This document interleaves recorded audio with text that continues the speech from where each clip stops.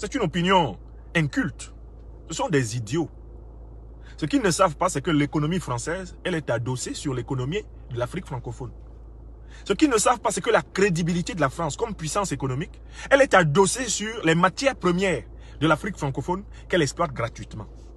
Nous sommes ici en France pour leur expliquer ça à ces connards de l'extrême droite. Quand vous dites aux élites, même corrompues des pays d'Afrique francophone, de rentrer chez elles, n'oubliez pas d'appeler vos multinationales. Rappelez Total, rappelez Orange, rappelez Bouygues, rappelez Bolloré. Dites-leur de venir faire leurs affaires en France, ne plus les faire en Afrique.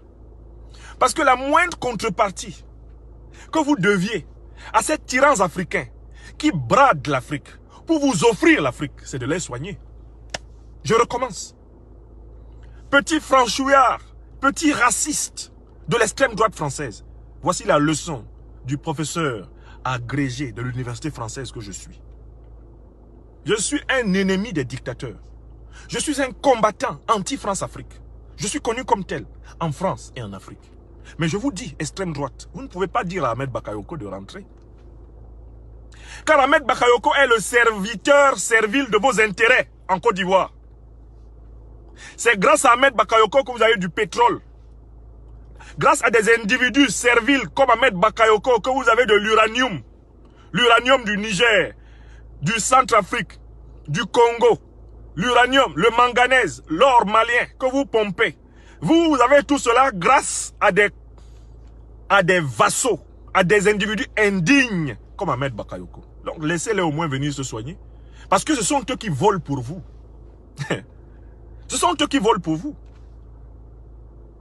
Les Biya, les Ouattara, les Bongo, les Sassou, les Yadema, les Mahamadou Issoufou, les, comment ils s'appellent, Macky Sall. Ce sont eux qui volent, qui pillent l'Afrique pour vous. Quand même. Quand des gens sont à votre service, il faut au moins les soigner.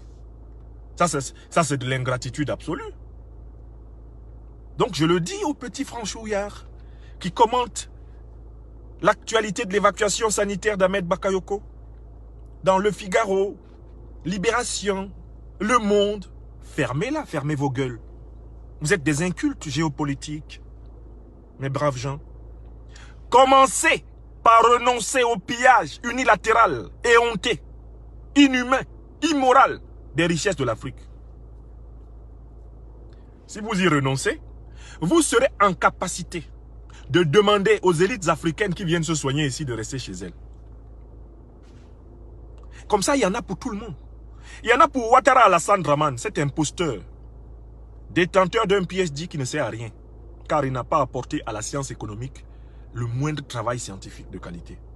Sa thèse de 1972 est légère. Je l'ai lue en moins d'une heure. Je me suis assis à l'université de Pennsylvanie avec un café. J'ai fini de lire sa thèse. Elle était écrite dans un anglais tellement léger que je n'ai pas eu besoin une seule fois de recourir au dictionnaire. Et je comprends pourquoi Alassane Ouattara n'a pas fait de carrière dans la recherche scientifique. Parce que c'est un nulard. Et rétrospectivement,